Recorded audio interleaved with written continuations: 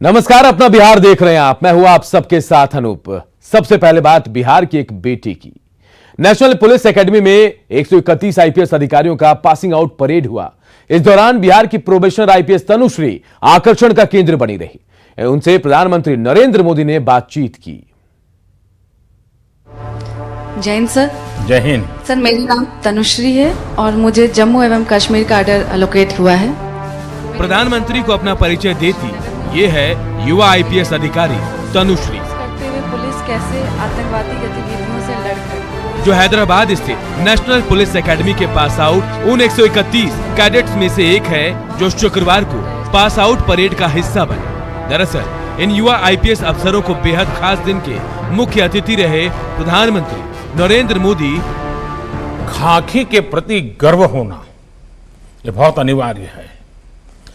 खाकी से रौब नहीं, खाकी से गर्व होना चाहिए। खाकी के सम्मान को मैं कभी झुकने नहीं दूंगा। जितना भाव मेरे मन में तिरंगे के प्रति होता है, वैसा ही भाव मेरे भीतर मेरे यूनिफॉर्म के लिए भी होना चाहिए। और ये आप देखिए, इतनी बड़ी ताकत, तो मेरी आप सबको इस विषय में तो बहुत शुभकामनाएं रहेगी। प्रधानमंत्री ने युवा पुलिस अधिकारियों को शुभकामनाएं दी तो तनुश्री ने प्रधानमंत्री को पुलिसिंग से जुड़ा अनुभव साझा किया। तनुश्री की बातों को सुनने के बाद प्रधानमंत्री ने उनसे पूछा कि वो कहां की रहने वाली है। तो सुनिए तनुश्री ने क्या कहा। तनुश्री, आप मूल कहां से हैं? सर, मैं बिहार से हूँ सर। और पढ़ाई क्या हुई आपकी? सर, मैंने निफ्ट गांधीनगर से टेक्सटाइल डिजाइन में स्नातक अच्छा, आप भी किया। गुजरात में जाकर के आई हो? Yes sir. बिहार की बेटी तनुश्री ने जब बताया कि उन्होंने गांधीनगर से टेक्सटाइल डिजाइनिंग में स्नातक की डिग्री ली है, तो इस पर प्रधानमंत्री ने पूछा कि टेक्सटाइल और टेरर इन दोनों का एक साथ गुजारा कैसे करेंगे। तो तनुश्री ने जवाब दिया, जिस पर प्रधानमंत्री ने भी परिस्थितियों को दिलचस्प तरीके से समझाने की कोशिश की। तो ये टेक्सटाइल और टेरर कैसे गुजारा करोगी? सर, ट्रेनिंग अच्छी मिली है सर, कर लूंगी।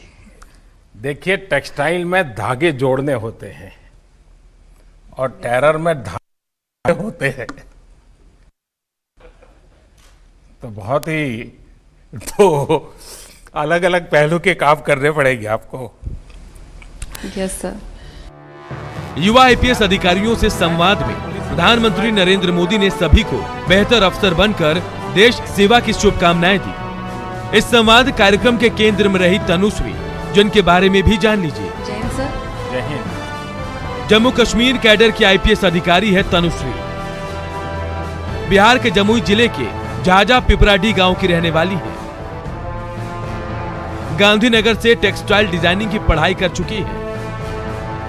पिता सुबोध प्रसाद रिटायर्ड पुलिस अधिकारी हैं। तो ये हमारे लिए प्राथमिक। Bureau report, news 18 network. Tanushree, आप मूल कहां से हैं? सर, मैं बिहार से हूँ सर। और बात बिहार की सियासत की करते हैं। एनडीए में जीतन राम मांझी की एंट्री के साथ ही अंतरकला भी सामने आ गया है। तभी तो सरकार की कुछ योजनाओं को लेकर चिराग ने जब सवाल खड़े किए तो मांझी ने खुलकर जवाब दिया और साफ कर दिया कि नीतीश के खिलाफ बगावत बर्दाश्त नहीं।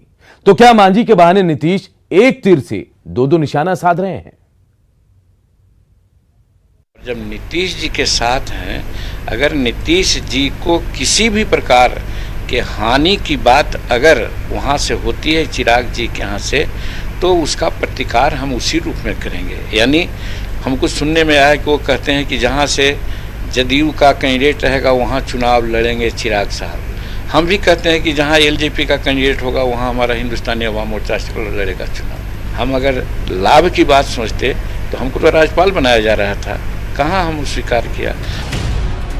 2 दिन पहले एनडीए में घर वापसी करने वाले जीतन राम मांझी के तेवर सहयोगी एलजेपी पर बेहद तल्ख हो गए हैं। ये चिराग जी के यहाँ से, तो उसका प्रतिकार हम उसी रूप में यही वो करेंगे। बयान है जिसने सत्ताधारी दल में मांझी वर्सेस चिराग वाली सियासत को हवा दे दी है।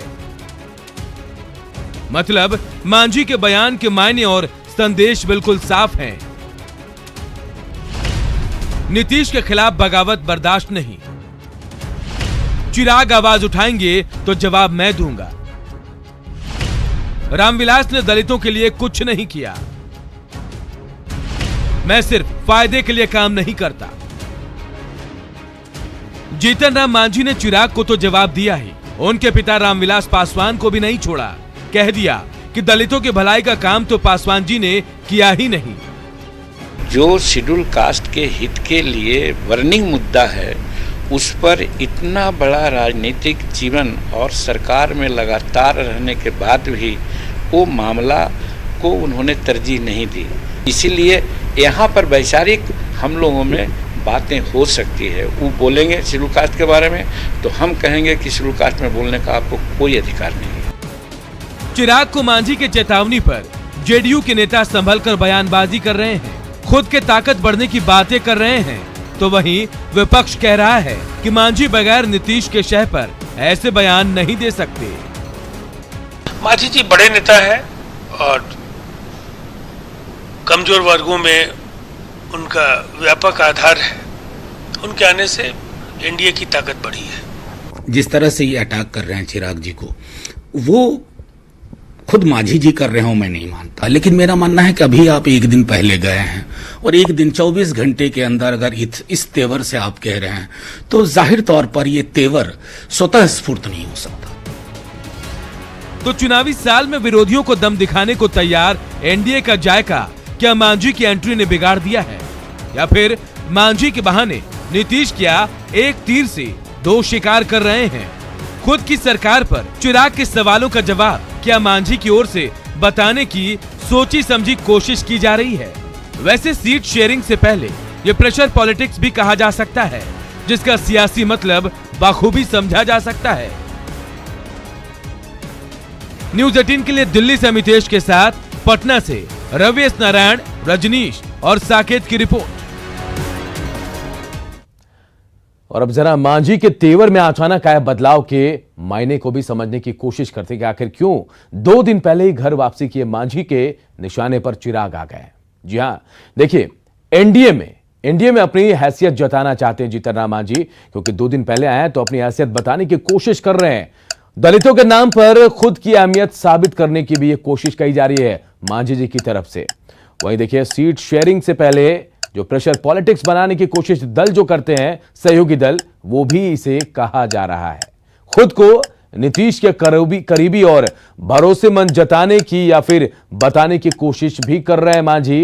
उसी कोशिश का नतीजा भी हो सकता है एलजेपी को गठबंधन में संदेश देने की भी ये कोशिश कही जा रही है। बढ़ते अगर बात रांची की करते हैं। रांची में रिम्स निदेशक के बंगले में लालू के सियासी दरबार पर सियासत तेज है। बिहार के सूचना एवं जनसंपर्क मंत्री नीरज कुमार ने कहा कि लालू जेल मैनुअल तोड़ रहे हैं और ऐसा लगता है कि लालू प्रसाद और हेमंत सोरेन के बीच कुछ डील हुई है। नीरज कुमार से बातचीत के हमारे सहयोगी अमित कुमार ने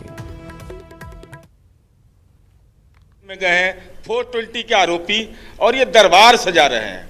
किस बात का दरबार? भाई जो आदतन अपराध करने वाला व्यक्ति हो, भ्रष्टाचारी हो, तो उसको किस, और ये जेल आईजी, आपके जेल आईजी हैं, वह कह रहे हैं कि लगातार जेल मैनुअल का उल्लंघन हो रहा है, मजिस्ट्रेट नियुक्त कर रहा है, आईवास कर रहे हैं। माननीय हेमंत सोरेन जी, आपकी जुबान खामोश क्यों है? क्या कोई 2020 के चुनाव में विधानसभा में डील हुआ है? अगर डील हुआ है तो वह भी बताइए। लालू जी की परंपरा रही है। देखिए वहीं बीजेपी ने कहा कि झारखंड की हेमंत सरकार अपना चेहरा बचाने के लिए अधिकारियों को आगे कर रही है। पार्टी प्रवक्ता निखिल आनंद ने कहा कि झारखंड सरकार के लगाम लालू जी के हाथ में है और उन्हीं के निर्देश पर हेमंत सोरेन चल रहे हैं। लालू जी को स्पेशल प्रिविलेज देने के मामले में झारखंड की हेमंत सोरेन सरकार की बहुत बुरी तरह पिट चुकी है। अब सरकार ने अधिकारियों को आगे करके आईवॉश करने की कोशिश की है। अब जेल आईजी पत्र लिख रहे हैं रांची के कमिश्नर को, लेकिन ये बात भी सत्य है कि रिम्स डायरेक्टर का आवासीय परिसर इन दिनों झारखंड सरकार में ठेका पट्टा बांटने का, विभिन्न तरह के दलाली ठेकेदारी का एक अड्डा बन चुका है। और यही नहीं, पूरे बिहार से नेता और कार्यकर्ता वहां जुट रहे हैं और टिकटों की बोली लग रही है। इधर आरजेडी नेता तेज प्रताप यादव ने कहा कि छात्र आरजेडी से जुड़े नेताओं को भी चुनाव में टिकट दिया जाएगा और इसके लिए वो रांची जाकर लालू प्रसाद से बातचीत करेंगे। वहीं जब तेज प्रताप से मंत्री नीरज कुमार के आरोपों के बारे में पूछा गया तो उन्होंने कहा कि वो ऐसे लोगों के सवालों का जवाब नहीं देते। सब लड़के लोगों का जैसे कि डिमांड था कि टिकट, जिस तरीके से जो चुनाव का जो टिकट का जो चल रहा है माहौल, तो उसमें जो जिनका एज है लड़कों का, जिनका 25 है और जो इच्छुक हैं चुनाव लड़ने के लिए, तो उनको भी हम उसमें उनकी छात्रों को भी चुनाव लड़ाया जाए, और ये डिमांड हम रखने का काम करेंगे राष्ट्रीय अध्यक्ष जी से और तेजस्वी जी से। सीट बंटवारे की चर्चा के बीच आरएलएसपी नेताओं ने फिर प्रदेश आरजेडी अध्यक्ष जगदानंद सिंह से मुलाकात की है। हालांकि दोनों पार्टियों के नेताओं ने कहा कि महागठबंधन एकजुट है और बिहार की सभी 243 सीटों पर मजबूत उम्मीदवार उतारने पर चर्चा हो रही है।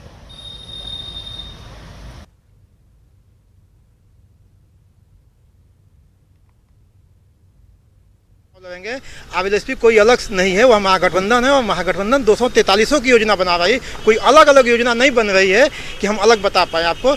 243 सीट की तैयारी है और 243 पर महागठबंधन मजबूती से चुनाव लड़ेगा और नीतीश कुमार के कुशासन से बिहार की जनता को मुक्ति दिलाएगा।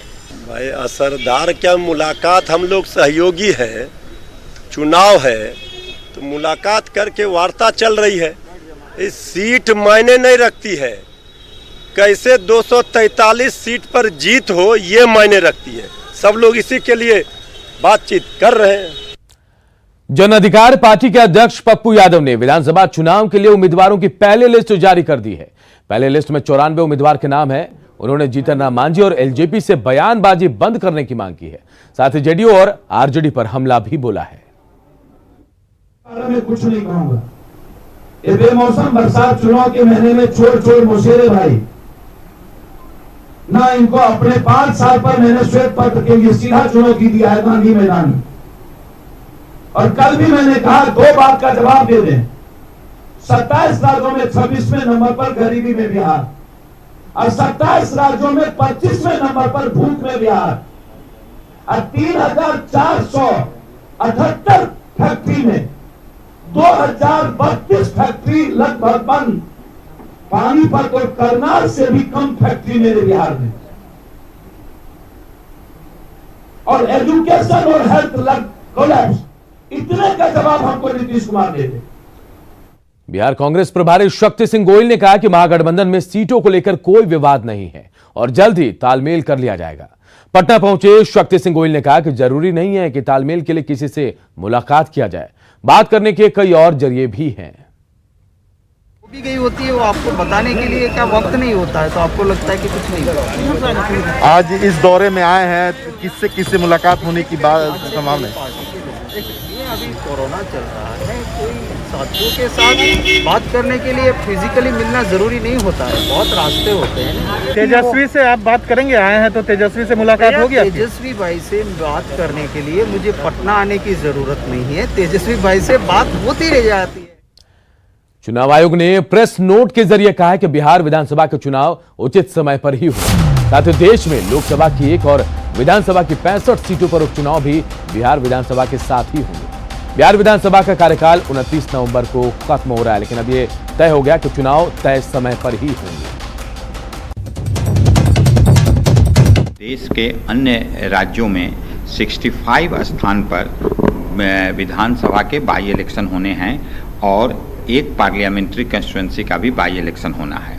तो कमीशन ने इस प्रेस रिलीज के द्वारा यह सूचित किया है कि अभी जो ये बाई इलेक्शन और होने हैं उनको, चूँकि बिहार विधानसभा का चुनाव 29 नवंबर 2020 से पहले कराना है, ड्यू डेट है, तो इन सभी इलेक्शनों को बिहार विधानसभा के समय ही साथ साथ कराए जाने का निर्णय संसूचित किया है। मुजफ्फरपुर में कोरोना संक्रमित मरीजों के लिए सरकार ने बड़ा तोहफा दिया है। पीएम केयर फंड से डीआरडीओ ने 500 बेड का अस्पताल शहर से सटे पताही हवाई अड्डा मैदान में तैयार कर लिया है। डीआरडीओ के अधिकारियों ने निरीक्षण कर नवनिर्मित अस्पताल को पूरी तरह से तैयार बताया। 2 दिनों में जल्दी अस्पताल में उत्तर बिहार के मरीजों का इलाज भी यहां शुरू हो जाएगा। न्यूज 18 के सहयोगी प्रवीण ठाकुर ने अस्पताल का जायजा लिया। कोरोना संक्रमित मरीजों के लिए डीआरडीओ द्वारा मुजफ्फरपुर के पताही हवाई अड्डा मैदान में पूरी तरह से तैयार कर लिया गया है 500 बेड का अस्पताल। और आप जो देख रहे हैं ये आईसीयू वार्ड है जो पूरी तरह तैयार किया गया है। 125 बेड आईसीयू के लिए है और पूरी तरह आधुनिक तरीके से आप देख सकते हैं किस प्रकार ये अस्पताल को तैयार किया गया है। रिकॉर्ड समय में डीआरडीओ ने तैयार किया है, महज एक पखवाड़े के भीतर ये तैयार किया गया है और बस अब उद्घाटन का इंतजार है।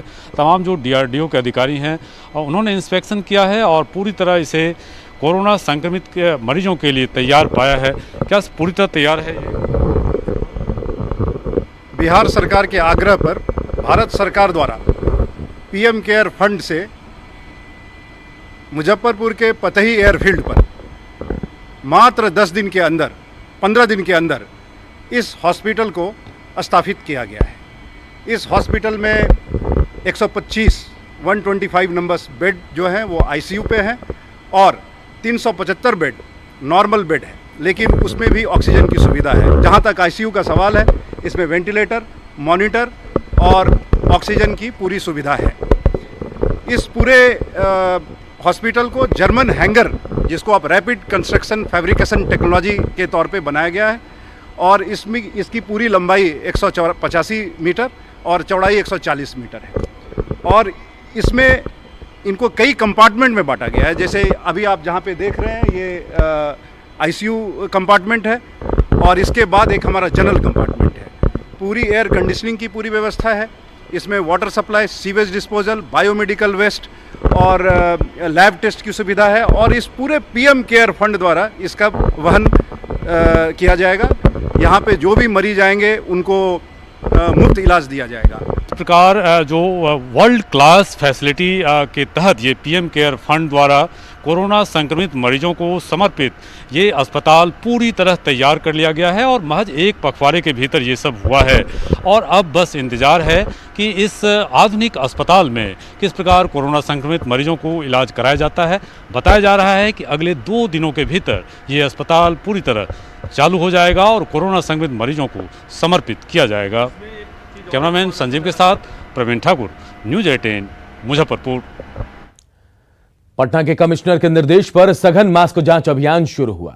पटना के स्टेशन गोलंबर के पास डीएम कुमार रवि और एसएसपी उपेंद्र शर्मा खुद जांच अभियान में जुटे दिखे।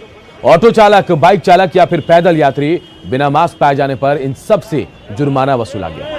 इनके अलावा दुकानों में भी जांच अभियान चलाया गया और नियमों का उल्लंघन करने वाले प्रतिष्ठानों को 3 दिनों के लिए बंद करने का निर्देश दिया गया। डीएम और एसएसपी ने बताया कि पहले की तुलना में लोगों में जागरूकता आई है, लेकिन कोरोना को लेकर और सतर्क होना होगा।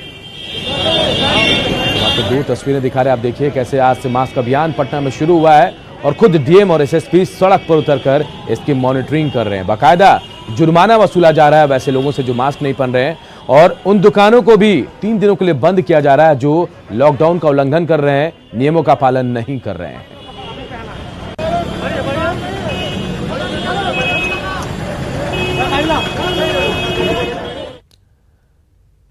इधर गंगा एक बार फिर से उफान पर है और इसके साथ ही धारा भी काफी तेज है।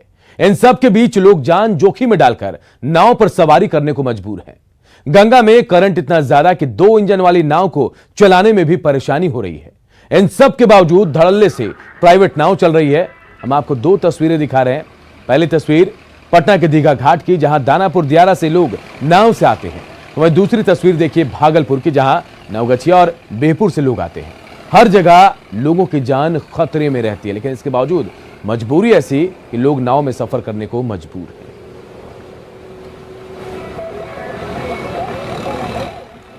तो देखिए हम 2 तस्वीरें आपको दिखा रहे हैं।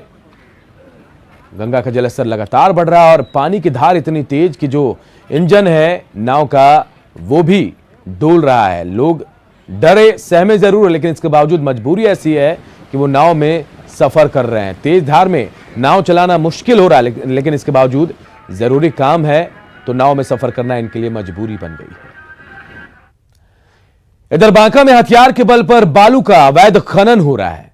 सोशल मीडिया में एक वीडियो वायरल हो रहा है। इसमें एक युवक खुलेआम हाथ में हथियार लेकर सड़क पर घूम रहा है। यह युवक बालू माफिया बताया जा रहा है, जो हथियार लहराकर लोगों को धमकी दे रहा है। 2 युवक हथियार को लेकर आपस में भिड़ भी गए हैं। फिलहाल पुलिस मामले की जांच में जुटी और एक युवक को हथियार के साथ गिरफ्तार भी किया गया है।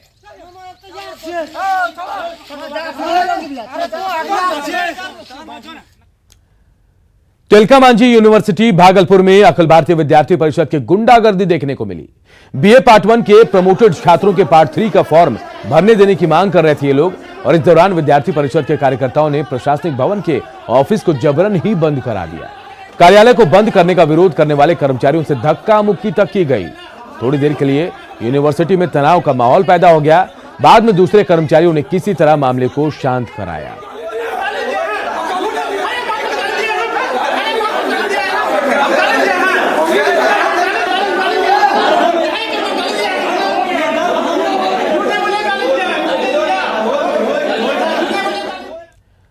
गया जिले के आरजेडी अध्यक्ष के घर के बाहर खड़ी गाड़ी को 2 नकाबपोश युवकों ने आज सुबह आग के हवाले कर दिया। दोनों नकाबपोश की करतूत सीसीटीवी कैमरे में कैद हो गई। आप खुद कैमरे में देख सकते हैं कि कैसे सुबह करीब 2:13 पर 2 चक्के आते हैं और पहले गाड़ी का शीशा तोड़ते हैं और फिर मिट्टी का तेल छिड़ककर गाड़ी को आग के हवाले कर देते हैं। गाड़ी का टायर जब ब्लास्ट होता है तब जिलाध्यक्ष के परिवार वालों की नींद टूटती और आग को बुझाया जाता है। फिलहाल पुलिस पूरे मामले की छानबीन कर रही है।